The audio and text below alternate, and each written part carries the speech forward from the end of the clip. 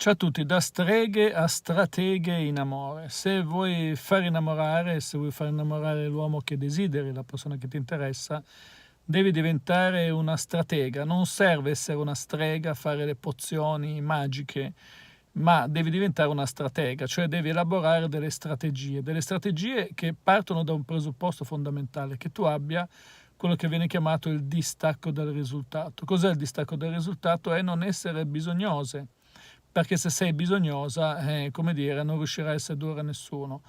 Vale questo aforisma: se tu imparerai a comportarti con le persone che ti piacciono, come ti comporti con quelli che non ti piacciono e che non desideri, sarai una seduttrice naturale. Quindi il fatto di non essere bisognosa, di essere indipendente, di saper stimolare emozioni, di non essere bloccata nell'emotività, è veramente la chiave di volta che ti permette di conquistare, di sedurre, di far innamorare le persone che desideri. Questo è veramente fondamentale, veramente importante, per cui devi veramente, se vuoi ottenere qualche risultato in amore, nella vita in generale, elaborare delle strategie. Quindi questo è il primo punto.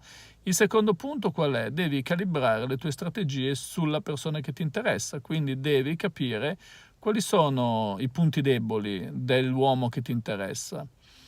E questo lo capisci a livello non verbale, quindi devi diventare un'attenta esaminatrice del linguaggio non verbale. In questo canale c'è tutta una playlist sui segnali di comunicazione non verbale che ti suggerisco di andare a vedere, perché proprio dai segnali non verbali riuscirai a capire cosa fare per conquistare a livello subliminale, emotivo, in modo tale che che quell'uomo dal di dentro senta l'esigenza di compiacerti, senta l'esigenza di sedurti.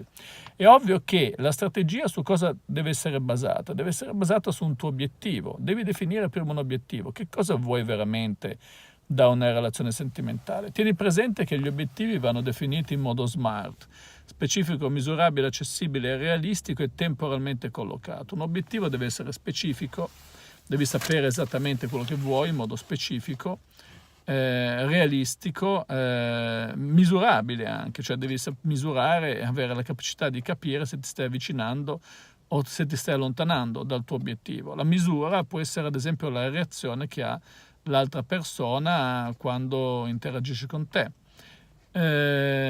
Accessibile e realistico, se vuoi far innamorare Brad Pitt, che non avrai neanche la possibilità di conoscere, è poco accessibile e sicuramente non realistico.